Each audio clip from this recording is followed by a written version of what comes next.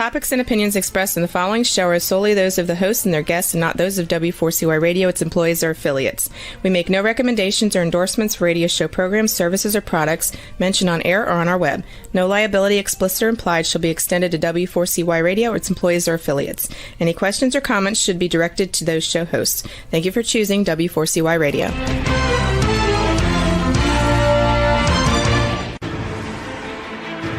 What's working on purpose anyway? Each week, we ponder the answer to this question. People ache for meaning and purpose at work, to contribute their talents passionately and know their lives really matter. They crave being part of an organization that inspires them and helps them grow into realizing their highest potential. Business can be such a force for good in the world, elevating humanity. In our program, we provide guidance and inspiration to help usher in this world we all want, working on purpose. Now, here's your host, Dr. Elise Cortez.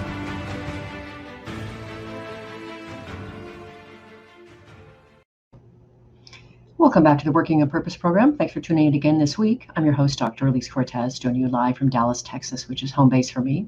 If you don't know me yet, I'm a management consultant specializing in meaning and purpose, organizational logotherapist, inspirational speaker, social scientist, and author. You can learn more about me at elisecortez.com or gusto-now.com. Let me thank my partner and sponsor, WorkProud. We are a perfect collaboration. Everyone wants to know they matter and that the work they do is meaningful and appreciated.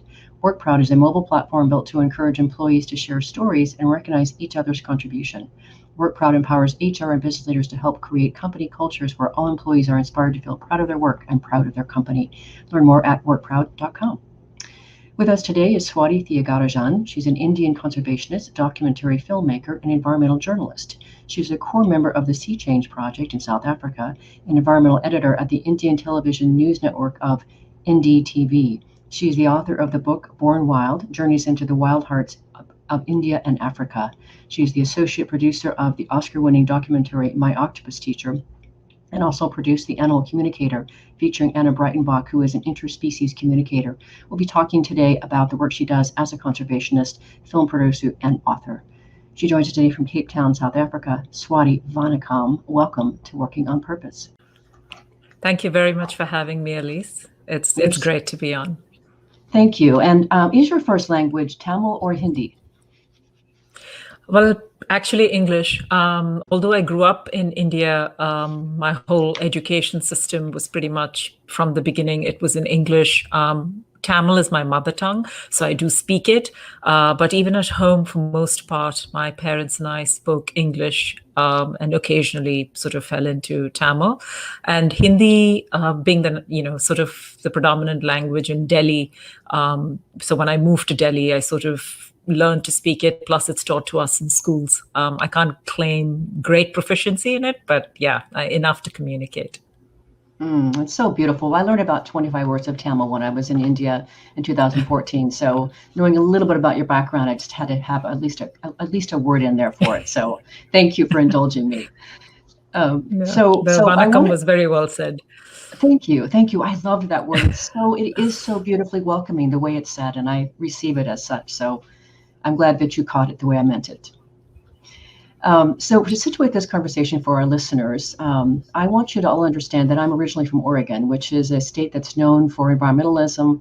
I, of course, live here in Texas, but I also had the opportunity in 1992 when I was living in Rio de Janeiro to be part of the 92 Rio Earth Summit that the United Nations Conference on Environmental and Development had convened. And I got to see nations from all over the world come together and work on this notion of how do we address the problems of the environment. So at the time I was doing my master's degree, and so I focused my thesis on the political, economic, and social factors contributing to the Amazonian deforestation. So I do certainly care about the environment and sustainability in the world. And I also really care about consciousness, which is how I want to situate this conversation. So with that, Swati, that's one of the many reasons I wanted to have you on. I got so much from the various works that you've done in the world already. I'm thrilled to have you. Thank you so much, Elise. It's great to be on. So when I'm out speaking to audiences, Swati, so often I pose the question to audiences, what will you do with your one precious life? And as I really got present to the work that you were doing in the world, it really strikes me you are really doing something with your one precious life. You have at least, I would guess, another 50 years in you, and you've already done so much. And so what I'm interested in knowing is, what are you pouring yourself in today? What do you really stand for? What do you really care about today?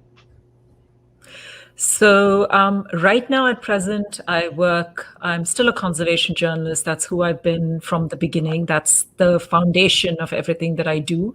But I have, worn different hats. I've been an author. I've been a documentary filmmaker. But right now I work for the Sea Change Project. And the Sea Change Project is a not-for-profit organization. It essentially works for ocean conservation, essentially for the long-term conservation of the Great African Sea Forest, which is the wonderful habitat that is showcased in the film My Octopus Teacher. So our big first step as the Sea Change Project was to firstly come to the realization that people, not just around the world, but in Cape Town, did not really know what the kelp forest was all about or what it was even like. And so that there was a lack of awareness. There's not that much science around kelp forest. Few fantastic scientists working, but not made that public. And for us, the Great African Sea Forest, which is what we've named our kelp forest, which is right here, this unbelievable wilderness on our doorstep, inspires us every day. We're in the water every day. There's all these extraordinary animals, this extraordinary ecosystem. It's like an underwater forest. Think of a forest on land with all the animals and birds and imagine it filled with water. That is exactly what the Great African Sea Forest is beneath the waves. So that's what Sea Change is focused on, working on. We're also working towards a global alliance to try and bring attention to kelp forests around the world. So that's the sort of trajectory I'm on right now. That's so beautiful. I definitely got very present to that by watching My Octopus Teacher 8 times, by the way. And I keep going back because there's just so much more to learn from it. And I will continue to watch it. And I keep telling everybody who will listen to me, you need to watch this film. It's amazing. But I want to start first with your book, Swati. It's so beautiful. And I loved how you wrote about each of the chapters, and starting with the core predator. But you wrote chapters on tigers, lions, and leopards. And by the way, leopards have always been incredibly alluring to me. They're just so graceful and strong and intelligent. And I just loved how you really brought us into them to understand them. It was beautiful. And I also, of course, being who I am, I'm a social scientist and a meaning and work researcher. And I love how you feature your uncle Siddharth and your father as your early initiators of your love and stewarding of nature. And so to me, it really showcases the powerful route through which we can find our purpose early in our life through our passion and people who will help us nurture that. But I'm only deducing here that this is actually your purpose. You may actually say it differently. How do you consider, how would you articulate your purpose? So I was very lucky that my father took the time to spend that much time with me in wilderness, and his best friend, who was an ornithologist, my uncle Siddharth, took so much time to spend with me, taking me into the wild. And it was really between the two of them that I learned how to be happy in the wild, and learned that is my original home, that is the home that I belong to, that all of us belong to. And it was such a defining, inspiring, joyous thing for me as a child. And that's what's sort of driven me all this while. So if I have a purpose, it would possibly be to be able to share with people just how much joy and purpose and passion nature actually brings to each of us, and what it means to be deeply immersed or reconnected with nature in a meaningful way.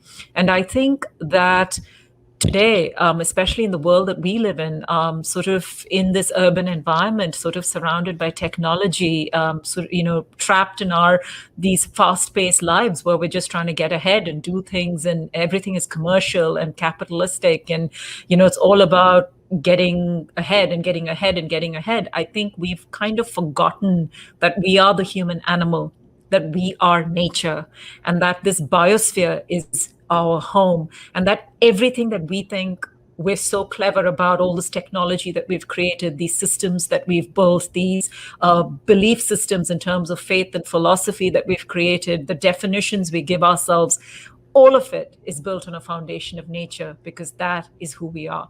And for me, the amount of peace and well-being, good health, mental well-being, just joy and inspiration and hope that nature gives me every single day, to me, it's very important to be able to share that with people in order to at least get people to look around at the world around them, even if it's just 20 minutes to 30 minutes a week even, but to have that much meaningful connection with that world that birthed you, that actually nurtures you right now, the only reason that we survive, every bit of air that we breathe, every bit of food that we eat, every sip of water that we take comes from the natural world around us. And to kind of understand that very primal connection that we have with nature. So I would say that that would be my purpose, is to be able to always sort of tell these stories so more people can really reach out and reconnect in a big way.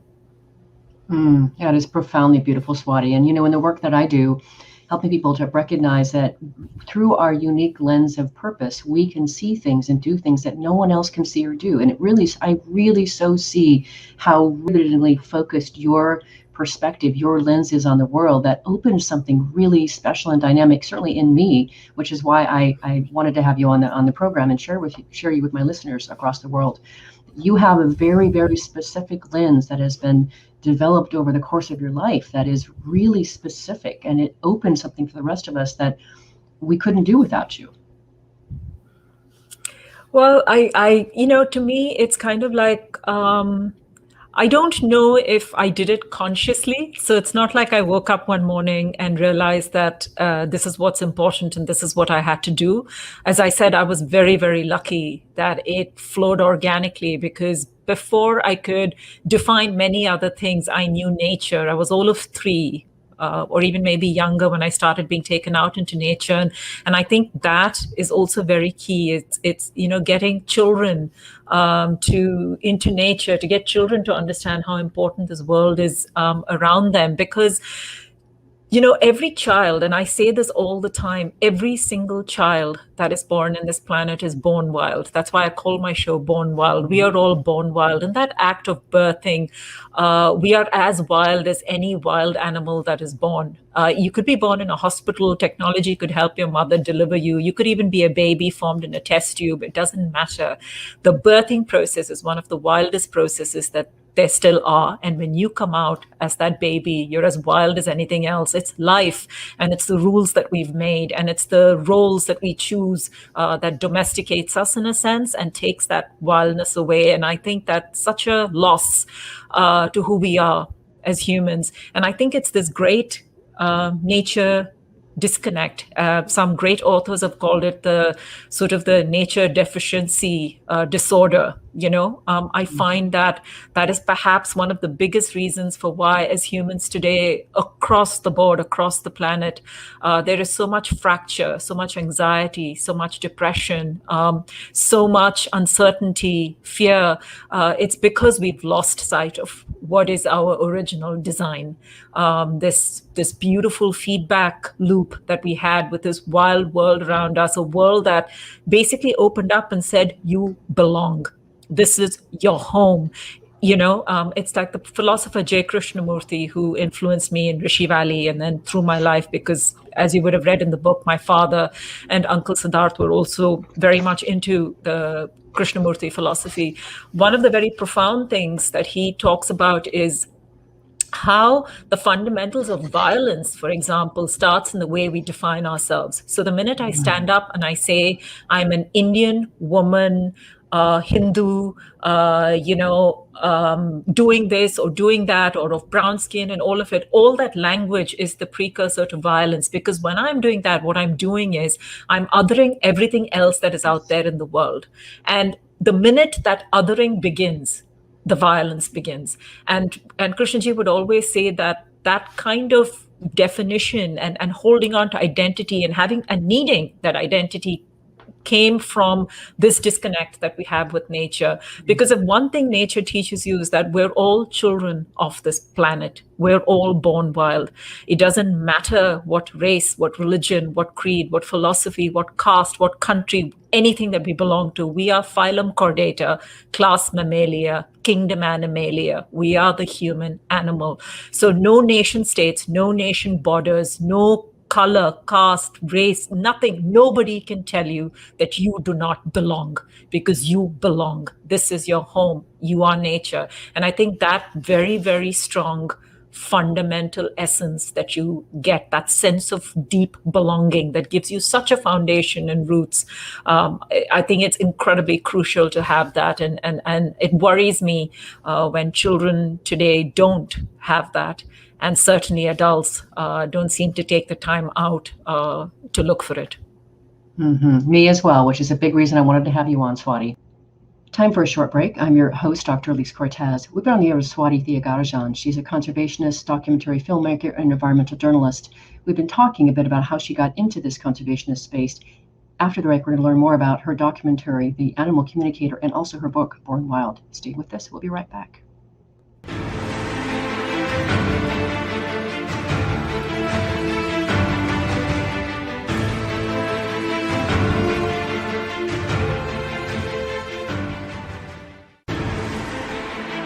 Dr. Elise Cortez is a management consultant specializing in meaning and purpose, an inspirational speaker and author. She helps companies visioneer for greater purpose among stakeholders and develop purpose-inspired leadership and meaning-infused cultures that elevate fulfillment, performance, and commitment within the workforce. To learn more or to invite Elise to speak to your organization, please visit her at elisecortez.com. Let's talk about how to get your employees working on purpose.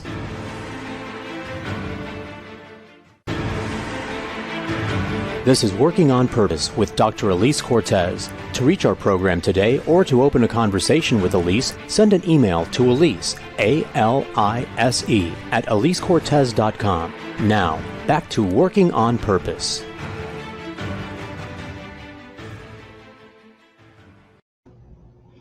Thanks for staying with us and welcome back to Working on Purpose. If you're just joining the program, my guest is Swati Thiyagarajan. She's a conservationist, documentary filmmaker, environmental journalist. She is the associate producer of the Oscar-winning documentary My Octopus Teacher and also produced The Animal Communicator featuring Anna Breitenbach, who is an interspecies communicator. She joins today from Cape Town, South Africa. I'm your host, Dr. Elise Cortez. So as we continue on here, Swati, this is such a great conversation, exactly what I wanted, by the way. I want to present some of the things that I got from your book, because as you know, I read it cover to cover, I take great notes. But one of the things that I took from it that I thought was so crisp is something that you wrote eloquently about your uncle Siddharth, who said toward the near of his end, he said, "Nature is not for the faint of heart. It is for those who want their hearts filled, shaken, and changed." That is so beautiful. Yeah, he would always tell me that looking at nature was sort of like understanding yourself a lot better. So that connection loop is incredibly important. And the reason why he would say that it's not for the faint of heart is because, as I said, when you're in nature and you spend the kind of immersive time in nature in a meaningful way, it kind of holds up a mirror to who you are. So firstly, you have to acknowledge who you are. You see a lot of things that you may not have seen clearly. So there could be preconceived notions about yourself that will change, preconceived notions about the world that will change, preconceived notions that you have about other people in the world that will change. Because what nature shows you is you in your rawest form and life in its rawest form. And the fact that life is precious and it's beautiful and it's everywhere, and that everything is part of this one big throbbing source of life, which means we're all connected and we're all one. And if in your head you've had notions of individualism or you have notions of, as people might, in terms of how they're indoctrinated, in terms of thinking their religion is better than someone else's, or their belief system is better than someone else's, or that their race is more superior, or that what they're doing is more important, or any of that, nature will shatter those illusions, because in the face of nature, all you are is just yet another being in this massive web that comes together to form life. And so it's really, so that's what he used to mean by not for the faint of heart. It was almost like, can you stand up and find your truth? And, can you find your original truth? And the way to find your original truth is by being in nature a lot. And the other thing nature does is when you spend time in nature, and you feel life all around you and you see life all around you, you see birth, you see death, you see hunting, you see growth, you see new leaves, you see new plants, you see dying trees, you see a baby bird being born, so much happening all around you. it fills you with hope. It also fills you with a deep sense of connection and empathy. And once that empathy is awakened in you, it's the connection is not, you don't just feel it for the animals in the wild or the natural systems, but you start feeling it for fellow human beings. And that empathy just flows. It's natural. That is something that nature gives you. And I think that that's what he meant by your heart being shaken and opened and changed and challenged. So it's a kind of courage to be able to step into those spaces and say that, you want that change. You want to open yourself up for that. Yeah. Ooh, that was so much better than what I just took from the book. Thank you for adding that in there, Swati. That was gorgeous. That whole other level there for me. And you're right. One of the reasons I wanted to have you on is because I do feel, I share your sentiment that people are missing the opportunity to connect with nature, and they're missing that essential feedback mechanism and that sense that they're part of something much bigger than themselves. So this notion of reconnecting is important. You do that all across your life and all your 20 plus years experiences at Indie TV. But for those of us who don't have that spigot immediately available to you, the backyard that you live in, for example, what kind of a perspective, what would you offer to the rest of us who are living in these cement cities? What is astonishing, firstly, is to understand that even if you're living in a cement city and you're trapped between four walls, all the air that you're breathing is still coming from the fact that there is a biodiverse ecosystem out there that's created this biosphere that enables for you to breathe, that enables you to live. All the food that comes into your house, it's produced by insects and bees and butterflies and birds and little animals that go around spreading seeds and allowing for agriculture to thrive, allowing for fruits to thrive, vegetables, whatever it is that you eat, it's all coming from the natural world. Even if you're opening a tap for water, it's not invented by the tap, it's not invented by technology. That water is coming from this planet around you, and that water, what I love about water is when it rains, for example, every time it rains, what it reminds me of is the fact that, and this I mean living in a city, you can step out of your house and still feel and see rain. And next time you feel rain, just think that this is not new water. It's not new water that is falling out of the sky. It's the same water that has existed since the formation of this earth, when the gases cooled and they became the oceans. It is evaporation from the oceans that feeds the lakes and rivers that goes back into the sea. It's this eternal cycle of water. So when that raindrop hits you, it's the same raindrop that could have hit a dinosaur and gone down its neck. It's the same water drop that could fall or be exhaled out by a blue whale. It's the same water drop that would, could have fallen down ancient plants and leaves millions of years in the past, even before humans or human-like species we weren't even planned by nature or by the planet at that time. But it's the same water. That is how intrinsic and interconnected the whole system is. So to just even understand that, and then you'll be surprised when you decide to do anything that takes a little bit of thinking and a little bit of meaningful practice, just how much nature there actually is and what we think is a concrete city around us. There's still trees in parts of the city. There's still green areas in parts of the city. Even if it's just one tree in your neighborhood, that tree is still drawing water out of the soil that it's stuck in. It's still growing. The leaves are still reaching out to the sky. It is still photosynthesizing. It is still converting carbon into oxygen.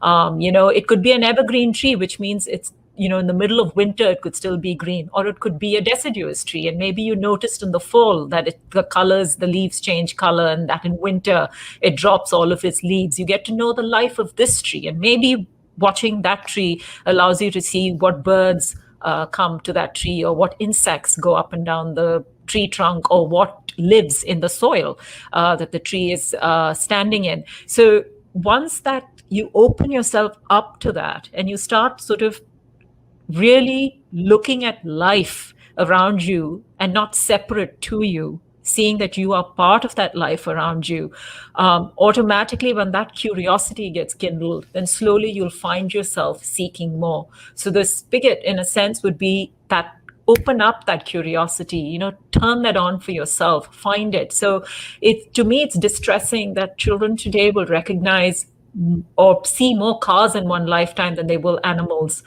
Children will recognize 5 brands more, better than they will 5 birds. Children will recognize 5 celebrities more than they will 5 plants or 5, anything that's natural around them. So what if that became the challenge? What if for the next year you decided to find 5 trees in your city, 5 plants in your city, 5 birds in your city, 5 insects in your city, 5 animals in your city? Because suddenly your city will, what you've always thought of as home, will be so much more than just home, because all of this is what becomes or adds to what makes you feel like you belong. No matter where you are, where you could have come from, or where you could have settled down, it's that deep recognition that makes you feel like you belong. So it's making that effort. It does take a little bit of effort. You can't just. Even for me, I may have been taken into nature as a child, and I was very, very privileged and lucky that happened. I'm still very privileged and lucky that I have this wilderness on my doorstep. I completely understand there are people around the world who struggle for so much, from just putting food on the table for their children, all the way through to keeping jobs or losing jobs or livelihoods. And I understand that it's a massive, massive challenge, and it's so much easier for me to talk about these things because I don't have those challenges, and I'm completely aware of that and respectful of that. And I understand the privilege that allows me to be saying these things. But even within that challenge, for your own self, for your own mental, spiritual, and physical well-being, take that curiosity, take that time, take that mindfulness, because it's incredibly, incredibly important.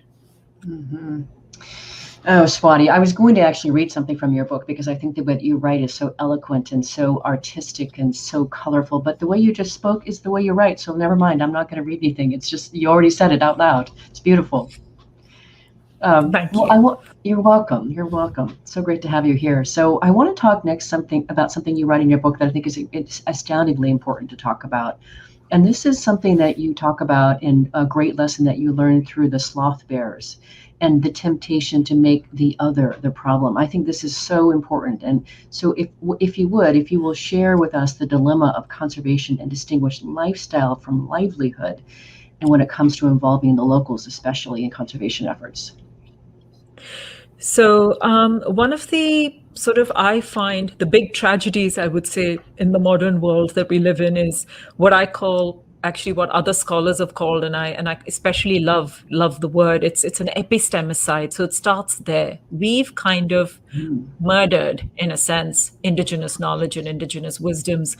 We are so caught up in how our education works and how we are modern thinking humans and how our science works and all of this. We think everything we're talking about is some modern new discovery, when actually all of it is rooted and embedded in deep indigenous wisdoms. And I think that not crediting those indigenous wisdoms, discrediting indigenous lives, livelihoods, belief systems, has to great detriment, really, I feel, to human progress, to the way we live, actually, and what we're doing to the world around us that sustains us. So that is something that always I keep in mind. So when I in India, especially, when I spend time in wilderness and I spend time with a lot of our tribal communities, and I spend time with a lot of local, very, very poor communities that seem to, from my very privileged, educated lifestyle, seem to be leading a primitive life, in a sense, or a cruel life. Because if you take the sloth bears, as I spoke about, it's a group of people, one community called the Kalandars, who use these bears as dancing bears. And they would, make these bears dance. And it was, ironically, tourists from around the world who would watch these dancing bears and put money in the hat, if you will. And it's a very difficult life for the bears, because a lot of them are removed from their mothers when they're cubs from the wild. So it's a kind of poaching. Then they are taken into these human households, and because they grow to become really big animals that can be quite aggressive and violent, their teeth get taken out, their claws get cut. The rope that's in their nose is like a wound that never heals. So when the rope is in there and they tug on that rope, the pain actually makes them respond. So they're dancing because they're being handled by that rope. But from just when I'm saying all of this, I'm sure for a lot of people they're thinking, oh my God, that sounds horrible. It sounds like the animal is being tortured, and how can this practice be? And that's what I thought when I initially saw it. It was when I spent time with the family and the whole perspective flipped, because I saw the elderly gentleman of the family share his food with his bear, and I knew that family was pretty much going hungry 3 times a day, and they barely had any food to feed themselves, and whatever they had, they shared with their bear. They love that bear in their own way. In my very comfortable life, the way I will look after my dog, for me, everything that's happening to the bear is horrible. But their lives are so hard, so challenging, so cruel in a human way, that the capacity that they have to love the bear has to be seen from that level of survival. So they're not inherently cruel. They don't plan to be, hurting that animal. They'll be shocked if you tell them that you think that they're being cruel to their animal. And I can attest to that only because the minute this community had the opportunity to give up their bears for a better life, where they could then start some other profession, and they could send their children to school, and they could potentially come out of this 400-year tradition of having dancing bears.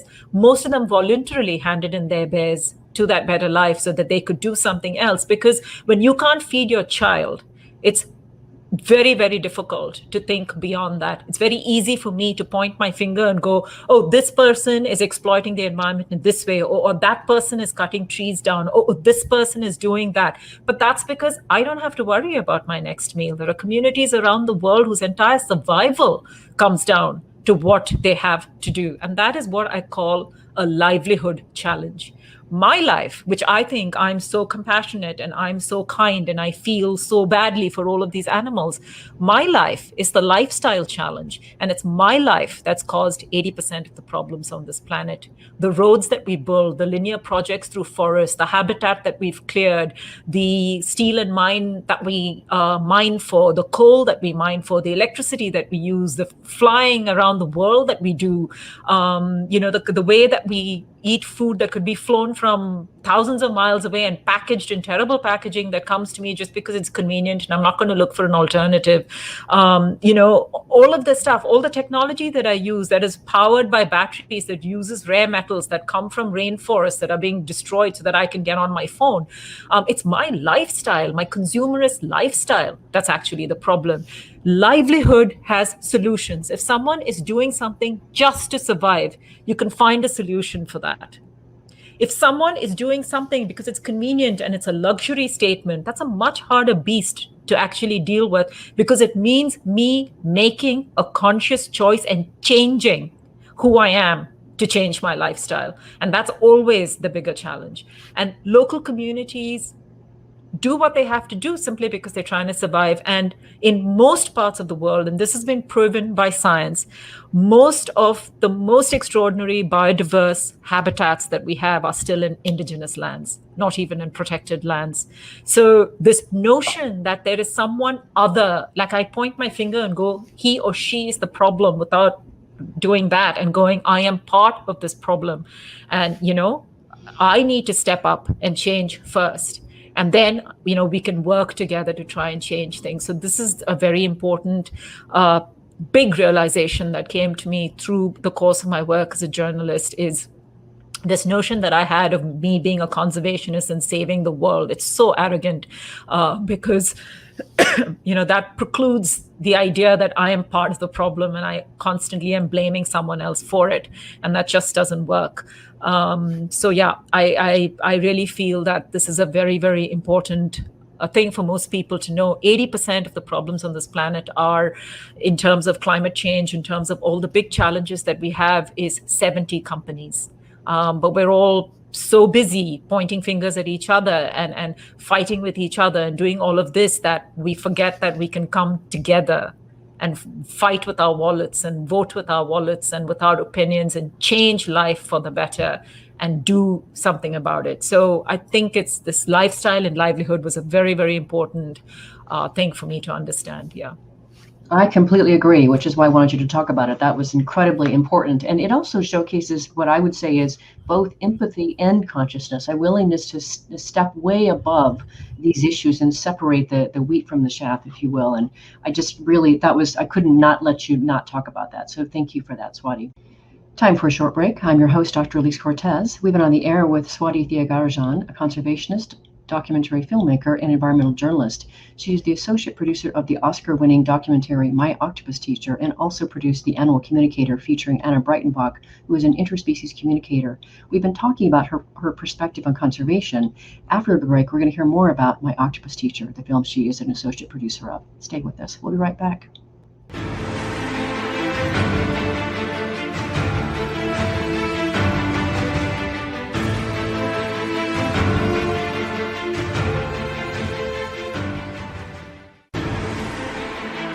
Dr. Elise Cortez is a management consultant specializing in meaning and purpose, an inspirational speaker and author. She helps companies visioneer for greater purpose among stakeholders and develop purpose-inspired leadership and meaning-infused cultures that elevate fulfillment, performance, and commitment within the workforce. To learn more or to invite Elise to speak to your organization, please visit her at elisecortez.com. Let's talk about how to get your employees working on purpose.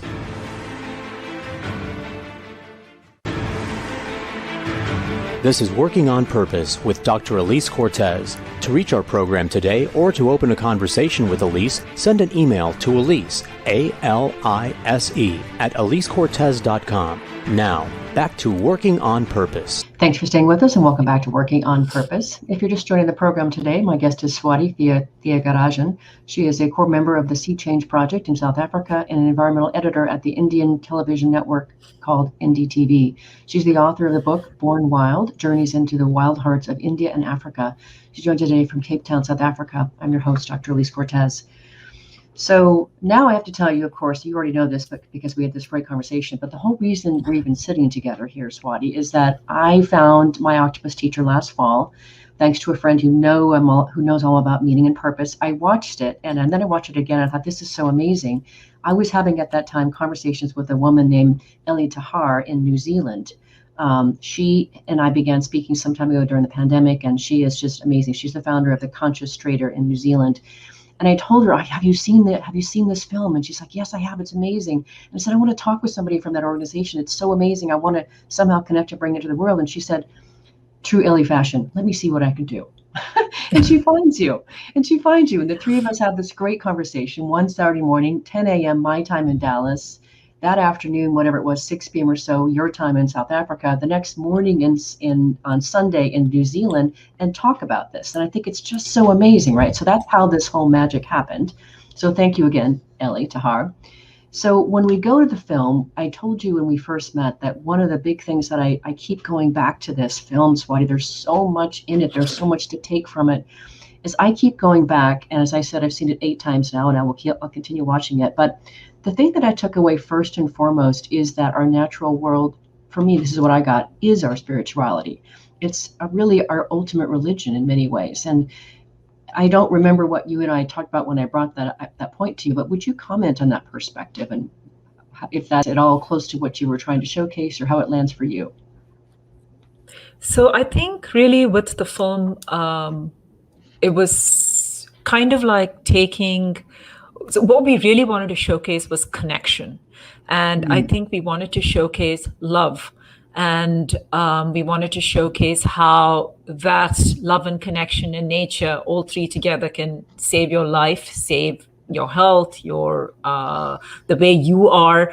Because as I said, there's this whole idea of the nature's mirror. It holds up this mirror to you. And I think so through Craig's personal journey, when he was going through the challenges that he was going through with burnout and anxiety and depression, and not feeling at the time, because you feel so exhausted when you're going through those things, and you feel very shut down, and you feel like you can't, like you're in this gray space and you can't really reach out and do things. And I think for him at the time, it was important to be able to recharge and reconnect, especially with his family. That was me and my son, especially his son. And, because he had this great relationship with his kid, but in that time when he was feeling what he was feeling, he didn't feel like he could be a great father. And I think also not feeling that well physically, and to be able to go into that environment, to be able to be in that cold water, and then to have the experiences that he had, and then to have that relationship with the octopus, it changed his life. It changed all our lives, and it changed how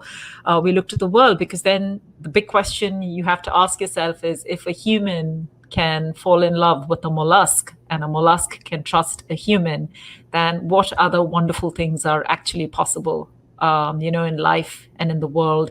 And in a way, I guess if you looked at religion, and if religion is something that is just, that gives you a certain mental and spiritual strength, that gives you a kind of shining thread to hold on to in the middle of what is a pretty chaotic world that we've created around ourselves, and a pretty chaotic time that we are in right now with this pandemic.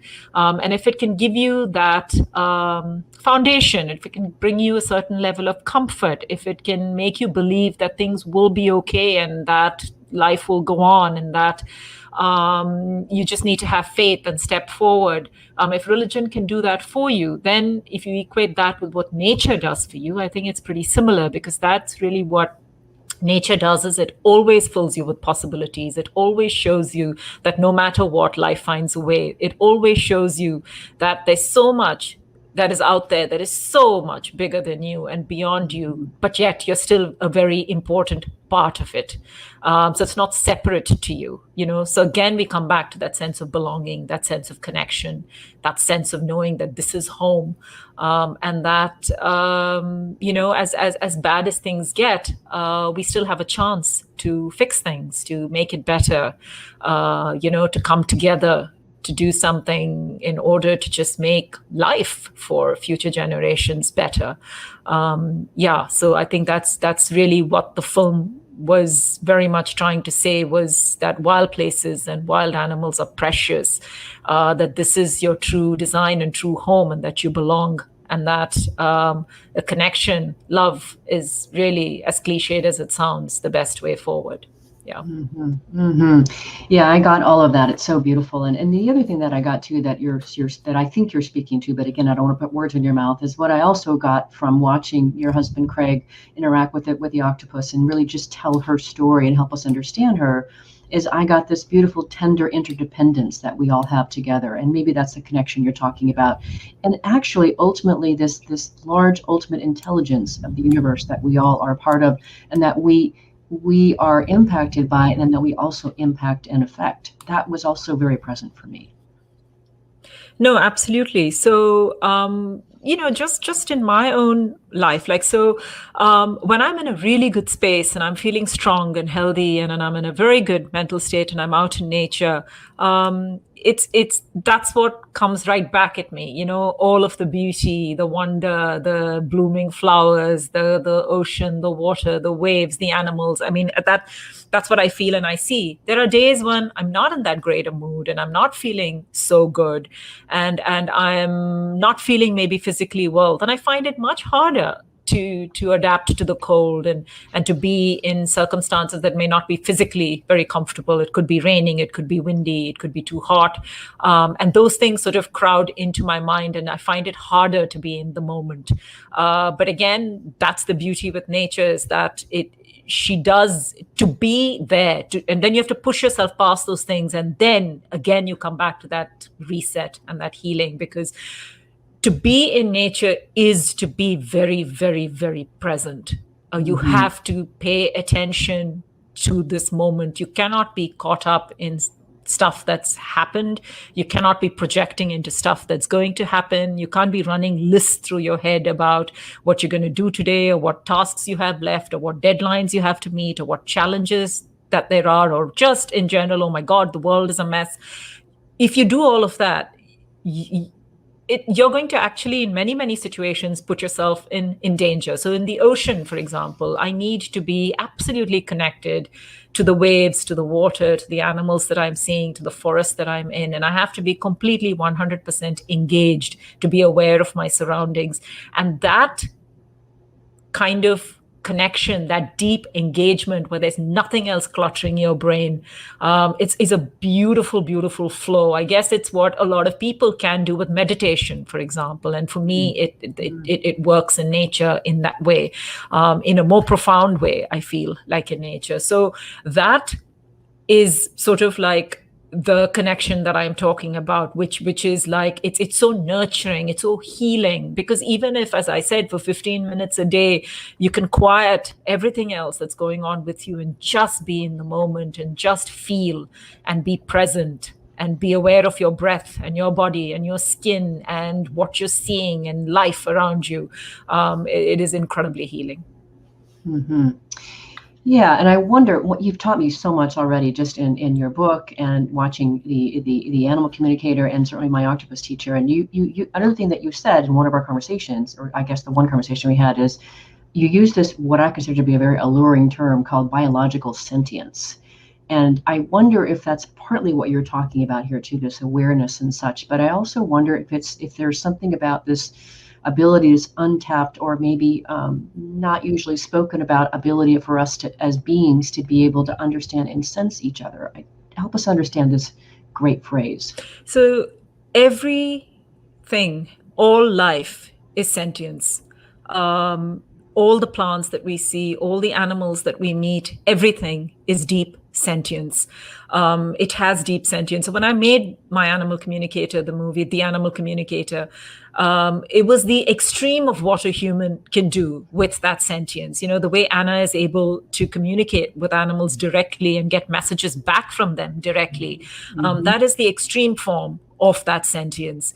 For a lot of us, unless we spend a lot of time in wilderness and train and learn to trust our intuition and spend the kind of time that Anna has spent in wilderness, her life dedicated, doing what she does, of course, it's going to be much harder to either believe in that level of direct communication or be able to do it even if we believe, because it's all practice at the end of the day. You just get better with practice.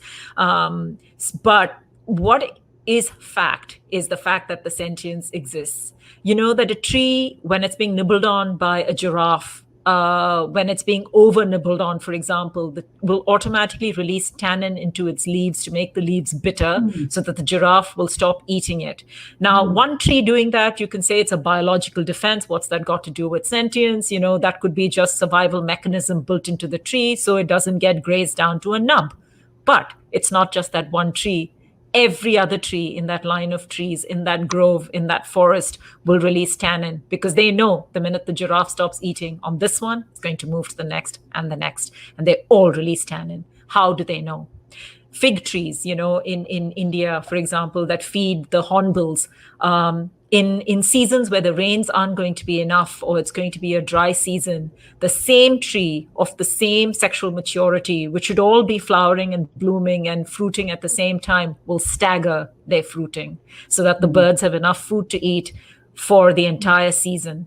And the reason for that, of course, is also biological, in that these are the birds that eat the fruit and then disperse the seeds. So it's also the survival of the tree is built into that. But how do they all know? And how do they stagger it so beautifully that some of them fruit now and then the next lot fruit and then the next lot fruit?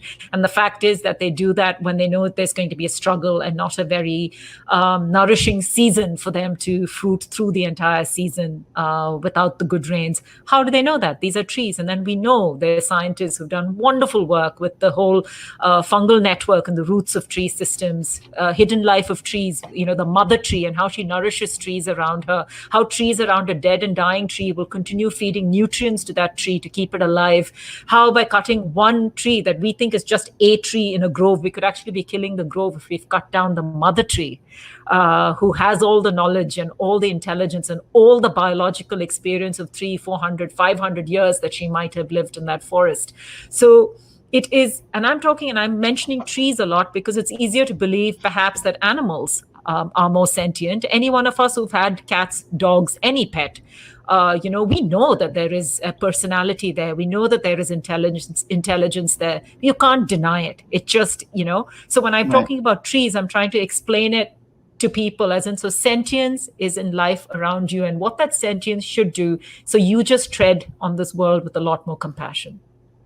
Swati, that is just beautiful. We are out of time, but I want to give you the chance to be able to say in 15 seconds, what would you like to leave us with? I guess just that, just remember this, you belong. You're a child of this planet. You're the human animal. You are nature. It is not separate to you. This beautiful biosphere that we live in, which enables us to survive, survives because of biodiversity. Today, the loss of biodiversity is at a staggering rate. And so educate yourselves. Every day that you wake up in the morning, every choice that you make can make a difference. So I guess it's as Dr. Jane Goodall says, what kind of difference are you going to make? Because you are impacting things and you are making a difference. So choose, wisely. I would say that that's really important. And I know we always say, we only live once and we should go out and do stuff. But actually, the fact is you die once, as a very great man said, but you live every day. And every day you have that choice and that opportunity to make a difference. Yeah. Swati, what a beautiful way to finish. Romba Nandri, as we say in Tamil, thank you very much for being my guest. It's so beautiful. You're very welcome. Thank you. And listeners and viewers, if you want to learn, you're welcome, Swati. So beautiful. Thank you for just filling my cup all day and year. If you want to learn more about Swati and the amazing work that she's doing, maybe the best way to find her is just going to theseachangeproject.com. That might be the easiest way to get to her. Let's thank our partnering sponsor, WorkProud, which helps companies build a platform where your workforce receives meaningful feedback. And thanks for their work from people across your company. Thanks for staying with us. Remember that work is at least a third of our life. So see you next week for another episode. We hope you've enjoyed this week's program. Be sure to tune into Working on Purpose, featuring your host, Dr. Elise Cortez, each week on W4CY. Together, we'll create a world where business operates conscientiously, leadership inspires impassioned performance, and employees are fulfilled in work that provides the meaning and purpose they crave. See you there. Let's work on purpose.